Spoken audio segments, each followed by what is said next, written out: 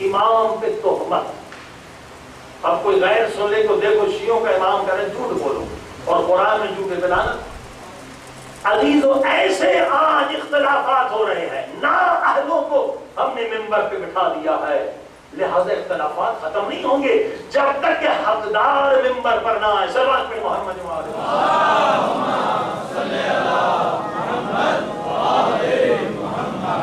آج کیوں اختلافات؟ فرمان نہیں سنایا جاتا. ایک مولوی صاحب سے کہا گیا جناب غیر تانا دے رہے ہیں، محرم میں ہماری خواتین، کراچی کی بات کر رہا ہوں، کالے کپڑے پہنتی ہیں، حجاب نہیں کرتی ہیں، سڑکوں پہ جاتی ہیں، وہ اپنی تقریروں میں کہتے ہیں یہ شیعہ بے غیرت ہیں، ان کی عورتیں دیکھو بے حجاب. آپ کے یہاں اتنا مجمع آتا ہے، تھوڑی سی تبلیغ بھی کر لیا کریں کہ عورتیں حجاب، یا تو کالے کپڑے نہ پہنے، کالے کپڑے بھی پہنے تو پتہ شیعہ، پھر حجاب بھی نہ کرے تو مذہب کی بدنامی ہوتی ہے. تو مولانا نے کیا جواب دیا؟ جب تم میرے دشمن لگتے ہو، میں اگر حجاب پہ پڑھوں تو مجمع مجھ سے حجاب کرنے لگے گا، کوئی آئے گا ہی نہیں. سر ہر بڑی محمد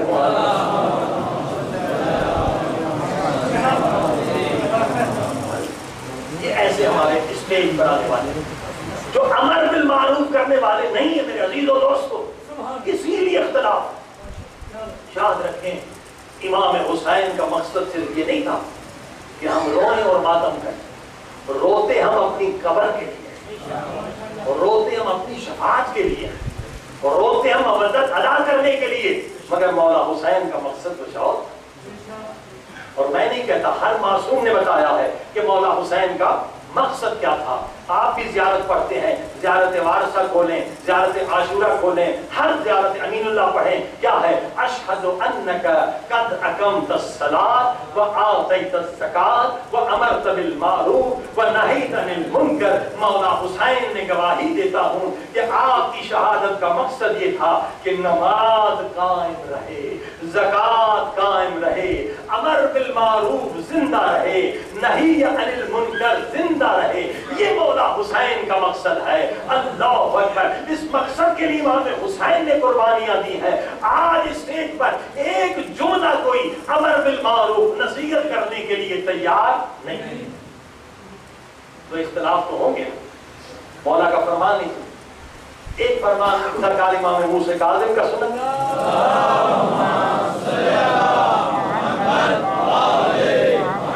اور ایک فرمان سرکار امام محمد باقر علیہ السلام کا سنیں.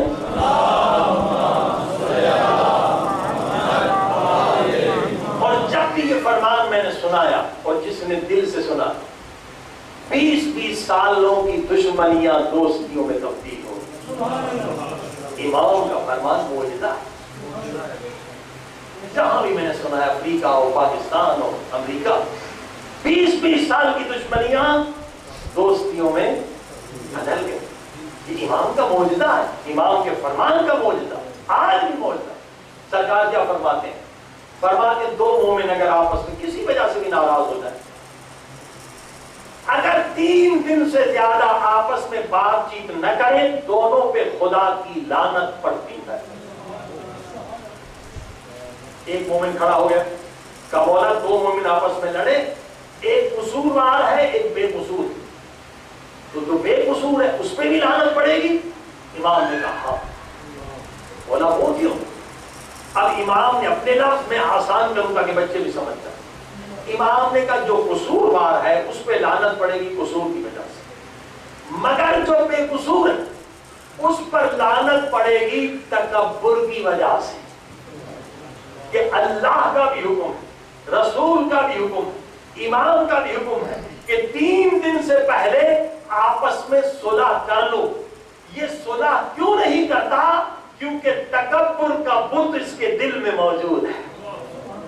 وہ کہتا ہے بے قصور بھی میں، معافی بھی میں مانگوں. وہ معافی مانگے. صلح میں یہی تو دیر ہوتی ہے نا. وہ کہتے ہیں وہ قصوروار ہے، مولانا وہ آ جائے معافی مانگنے، ہم صلح کریں گے. وہ کہتا نہیں یہ قصوروار ہے، یہ آ جائے معافی مانگے تو ہم معاف کر دیں گے. اب امام وہی نقطہ فرما رہے ہیں کہ یہ بے قصور ہے مگر خدا کے حکم کو ٹھکرا رہا ہے، رسول کے حکم ठुकरा रहा है, इमाम के हुक्म को ठुकरा रहा है, तकब्बुर की वजह से इस पे लानत पड़ रही है। तकब्बुर अब फरमान मुकम्मल नहीं हुआ। इमाम ने कहा अगर बेकसूर जिसमें जुल्म हुआ 3 दिन गुजरने से पहले सुलह के लिए अपने घर से निकले, वो मोमिन जिसने मुझे गाली दी, वो मोमिन जिसने मेरी बेटी को तलाक दिलाया, वो मोमिन जिसने तिजारत में मेरे साथ खयानत की थी, मगर 3 दिन से पहले हुक्म है सुलह कर लो। इमाम कहते हैं ये सुलह करने के लिए जा रहा है। अब सुनिए नूरानी हदीस, जन्नत में जाना बहुत आसान है अगर इमाम के फरमान पे अमल कर। कुछ ज्यादा इबादतों की जरूरत नहीं है, बहुत आसान। इमाम के फरमान पे अमल कर। इमाम कहते बेकसूर जा रहा है, जिसने कसूर किया है, जुल्म किया, उससे माफी मांगने। इमाम कहते जब घर से कदम उठाता है, एक कदम उठाने पर खुदा इसके 70 गुनाह माफ कर, 70 नेकियां अता फरमाता है, 70 दर्जात बुलंद करता है। अब जा रहा है, गुनाह इसके मिटते जा रहे हैं, बस कदम। इतना सवाब कि तसव्वुर नहीं कर सकते। इमाम कहते सिर्फ 70 गुनाह माफ नहीं होते, सिर्फ 70 नेकियां नहीं मिलती, एक कदम उठाने पर खुदा उसे 70 मकबूल हज्जों का सवाब अता करता। एक हज का भी आजकल खर्चा 3000 पाउंड है हमारे यहाँ। 70 हज एक कदम पे, क्या बस इतना सवाब है? नहीं। इमाम फरमाते गया उसके दरवाजे पर, क्या जाके कह रहे मेरे भाई अगर मेरा कसूर है मुझे तू बख्श, अगर तेरा कसूर है अल्लाह तुझे बख्श दे।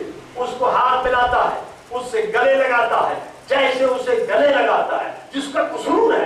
ये कोई कसूर उसके दरवाजे पर आता है, उधर खुदा की रहमत जोश में आती है। खुदा फरमाता है फरिश्तों लिख दो मैंने इसके सारे गुनाह बख्श दिए, और जब भी ये मरेगा इसका रुतबा शहीद के बराबर होगा। नारे हैदरी। आप कहेंगे जनाब शहादत तो बड़ी आसान कर दी इमाम ने। इसने न तलवार चलाई, न कोई तीर खाया, न कोई जख्म उठाया, सिर्फ जाके हाथ मिलाया, गले लगा दिया, खुदा ने इसे शहीद का रुतबा दे दिया। वो बेचारा शहीद तलवार चलाता है, जख्मी होता है, वतन छोड़ता है, बच्चों को छोड़ता है, कुर्बानी देता है। इसने क्या कुर्बानी दी? इसने क्या तलवार चलाई? अजीजों इसने बड़ी तलवार चलाई है। जरा गौर करें, काफिरों पे तलवार चलाना आसान है, खुद अपनी माए पे तलवार चलाना बड़ा मुश्किल है। इसने माए पे तलवार चलाई। अगर मैं होती तो ये कभी सुलह के लिए न जाती। इमाम खुमैनी कहते हैं हर चिमन को जहां ये मैं है वहीं शैतान छुपा हुआ है। ये मैं है, मैं सही हूं, मैं सही हूं। जहां ये मैं है वहीं शैतान छुपा रहता है। अजीज मौला का फरमान आपने सुना कि मौला का फरमान क्या है? असल में कोई इबादत कबूल नहीं अगर मोमिन से बोल रहे, और दलील कुरान से।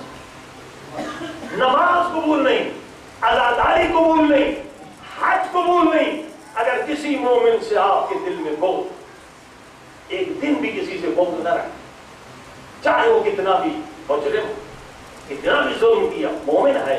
अगर ला इलाहा इल्लल्लाह कह रहा है, मोहम्मद रसूलुल्लाह कह रहा है, अली वलीउल्लाह कह रहा है, वो आपके सगे भाई की तरह।